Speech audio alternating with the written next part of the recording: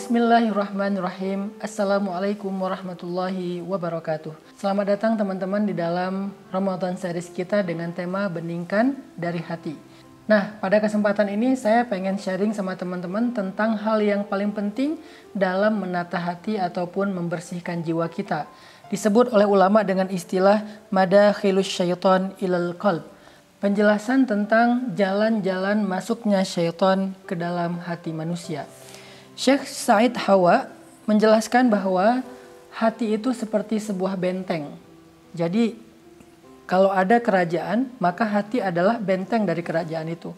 Jadi kalau misalnya diri kita adalah sebuah kerajaan yang berisi berbagai macam organ, kemudian bagian-bagian dari tubuh kita, mulai dari pikiran sampai jawarih, yaitu anggota tubuh kita seperti organ kaki dan tangan, maka bentengnya adalah hati. Sehingga syaitan akan mencari-cari jalan gimana cara bisa menembus benteng tersebut, bisa masuk ke dalam benteng tersebut. Kalau dia sudah berhasil masuk ke dalam benteng itu, maka dia akan menguasai satu kerajaan. Jadi ibaratnya hati adalah benteng, sedangkan syaitan adalah musuh yang sedang mencari jalan untuk menembus benteng tersebut. Sehingga kita perlu cari tahu biasanya apa aja yang dibidik oleh musuh ini, oleh syaitan ini, agar dia bisa menembus benteng hati manusia. Syekh Said Hawa dan para ulama menjelaskan ada banyak sekali jalan-jalan atau celah-celah syaitan masuk ke dalam hati manusia. Di antara yang paling berpengaruh itu yang pertama adalah al-ghadab wasyahwah. Yang pertama adalah al-ghadab, marah. Karena marah itu pintu yang paling rentan masuknya syaitan ke dalam diri manusia. Makanya banyak banget orang ketika dia marah, dia jadi kesurupan misalnya, atau setidaknya kalau nggak kesurupan pun dia jadi meledak-ledak, dia jadi lupa diri, dia jadi mengucapkan kalimat-kalimat yang tercela, dia jadi berperangai dengan perangai yang dia sendiri malu. Kan banyak sekarang viral ya, ketika orang lagi marah di jalan, marah-marah, kemudian perilakunya itu ternyata nggak dia sadari direkam oleh orang lain. Karena sekarang zamannya sosial media dengan gadget, kerekam, pas dia nonton sendiri dia jadi malu gitu. Kan banyak dulu tuh, ada yang pas mudik dulu tuh, ada yang marah-marah karena udah macet, terus ditutup jalannya, dia buka kaca mobil, dia keluarkan kalimat mencela, kalimat menghina, mengutuk. Pas dia ngelihat sendiri video dia ketika marah, dia ngerasa malu, akhirnya minta maaf. Ini gara-gara apa? Gara-gara marah membuka celah bagi syaitan untuk masuk ke dalam diri kita, sehingga ketika syaitan udah masuk ke dalam diri seseorang, gak mungkin kecuali menggoda orang itu kepada dosa-dosa, baik dengan perilaku, dengan ucapan, dengan banyak hal. Pintunya adalah marah. Sekarang malah marah ini lebih luas daripada sekedar, kalau dulu kan marah kayak emosi kemudian dia jadi membentak atau berbuat zalim. Kalau sekarang mungkin varian dari marah itu udah lebih luas. Ada orang yang sekarang ketika dia marah, dia mengekspresikannya dalam bentuk-bentuk yang mengerikan, termasuk menyakiti diri sendiri, menyakiti orang lain, yang kita kenal dengan istilah mental illness. Sekarang tuh banyak banget orang yang kena mental illness gara-gara dia marah, kecewa. Bisa jadi dia kecewa dan marah terhadap takdir, dia marah kepada Allah, dia marah kepada pasangan, dia marah kepada kondisi, dia marah kepada tetangga. Akhirnya ekspresinya mengerikan gitu. Kalau nggak menyakiti dirinya sendiri, dia menyakiti orang lain. Ini nih dahsyatnya setan ketika udah masuk ke dalam tubuh manusia melalui pintu marah. Itu yang paling mengerikan di antara semua celah-celah setan masuk ke dalam diri manusia. Makanya Nabi mengatakan, ketika ditanya, ya Rasulullah beri saya nasihat, la taghdab, jangan marah. Apalagi ya Rasul, jangan marah. Apalagi ya Rasul, jangan marah. Nabi mengingatkan berkali-kali bahwa marah itu bahaya, marah itu bahaya. Bahkan karena marah seorang anak bisa menyakiti orang tuanya. Seorang anak gara-gara nggak dikasih uang untuk game online, akhirnya dia memukul ibunya. Seorang murid memukul gurunya gara-gara gadgetnya mungkin ditahan sama guru, akhirnya gurunya dikeroyok sampai meninggal dunia. Seorang tetangga hanya gara-gara masalah sepele, parkir mobil atau mungkin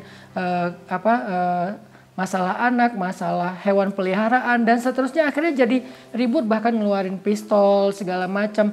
Itu semuanya pintunya marah. Jadi Di antara madakhilus syaitan fi qalbi ila qalbi mu'min atau ila qalbin nas, jalan masuknya syaitan ke dalam hati seseorang itu yang paling berbahaya adalah al-ghadab, marah. Marah ini bukan hanya amarah tetapi juga emosional yang tidak stabil. Kecewa bagian dari marah, kemudian membentak bagian dari marah, protes atau mempertanyakan sebuah ketentuan Allah dalam takdir hidupnya juga bentuk dari marah. Sehingga kalau kita nggak bisa mengendalikan marah kita, kemungkinan besar kita akan dikendalikan oleh syaitan. Pertanyaannya gimana cara mengendalikan marah? Yang paling gampang mengendalikan marah itu adalah dengan cara zikrullah, mengingat Allah. Kalau kita marah terhadap keadaan, kita ingat pasti ada hikmahnya. Allah nggak mungkin tega menyakiti saya. Kalau kita lagi marah karena kecewa kepada manusia, ingat Allah. Kita bisa kecewa sama manusia tapi nggak usah khawatir, Allah nggak bakal ngecewain kita. Jadi berharap aja sama Allah. Intinya jadikan zikir sebagai syifa, sebagai obat marah kita. Kalau kita nggak bisa mengendalikan marah, kata ulama, maka syaitan la'ibas syaitanu bihi kama yal'abus sabiyyu bil qurrah.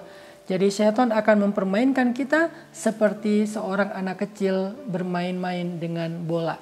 Jadi kalau kita marah, setan masuk, maka syaitan akan mempermainkan kita, pikiran kita, perasaan kita, hati kita akan dipermainkan seperti anak kecil mempermainkan bola. Coba perhatikan gimana anak kecil main bola.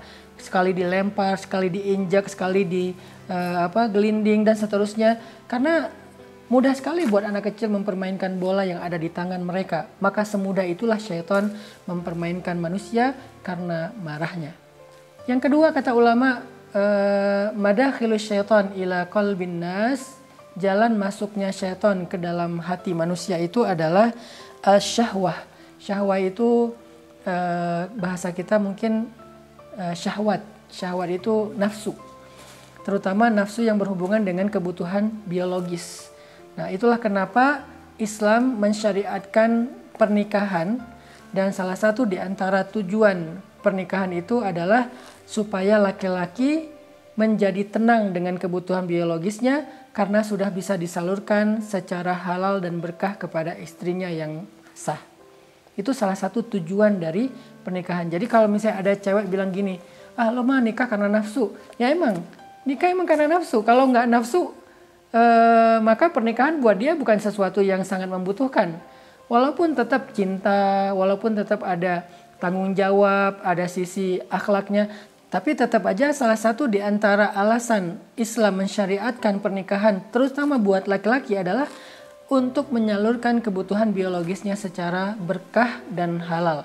Karena kalau dia tidak menikah, maka dia akan menyalurkan kebutuhan biologisnya dengan cara yang haram dan hina. Makanya Allah Subhanahu wa taala berfirman tentang ciri orang-orang yang beriman, alladzina hum li furujihim hafizun, orang yang menjaga kemaluannya, illa ala azwajihim, kecuali terhadap istri mereka.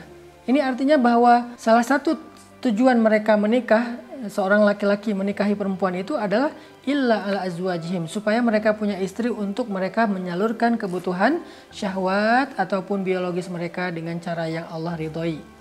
Jadi ini solusinya supaya kita tidak dikendalikan oleh syaitan. Sekarang banyak banget ya orang yang karena kebutuhan biologis yang tinggi, ditambah lagi mungkin di-trigger oleh kondisi masyarakatnya, di-trigger oleh apa yang dia lihat di sosial media, di gadgetnya, semakin besar rasa syahwatnya, maka semakin mudah dia dikendalikan oleh syaitan. Kita mendengar cerita seorang kakek berbuat asusila. Sekarang bahkan ada yang namanya begal payudara, kemudian anak kecil jadi korban kekerasan seksual dari orang dewasa, bahkan ayah dengan anak kandungnya sendiri, ayah tiri dengan anak tirinya. Masih banyak lagi kejadian-kejadian yang luar biasa mengerikan dan memalukan, itu karena mereka tidak bisa mengendalikan kebutuhan biologis mereka atau syahwat mereka. Sehingga akhirnya mereka dikendalikan oleh syaitan, dan syaitan pasti menyuruh mereka kepada fahsya dan mungkar. Syaitan itu nggak menyuruh kecuali kepada fahsya dan mungkar, kepada perbuatan yang hina dan yang merugikan banyak orang. Fahsya itu perbuatan yang hina, sedangkan mungkar merugikan banyak orang. Belum lagi nanti yang viral kejadian muda-mudi, pasangan anak muda, laki-laki dan perempuan yang mereka melakukan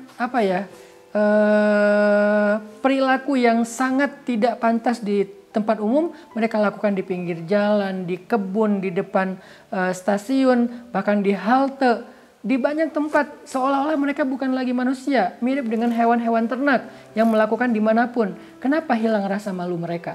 Karena mereka sudah dikendalikan oleh syaitan. Kenapa mereka dikendalikan oleh syaitan? Karena mereka tidak mampu menyalurkan kebutuhan syahwat mereka dengan cara yang halal. Padahal Allah sudah mensyariatkan untuk mereka nikah, dan nikah itu termasuk di antara ibadah yang sangat besar pahalanya di sisi Allah Subhanahu wa taala. Jadi yang pertama, cara masuk setan ke dalam hati manusia itu lewat ghadab, lewat marah, dan yang kedua lewat asyahwah ataupun hawa nafsu. Insya Allah nanti di sesi berikutnya, di video-video YouTube berikutnya, saya akan lanjutkan tentang tafsil madakhilis syaitan ilal qalb, penjelasan tentang jalan-jalan masuknya syaitan ke dalam hati manusia. Barakallahu fikum.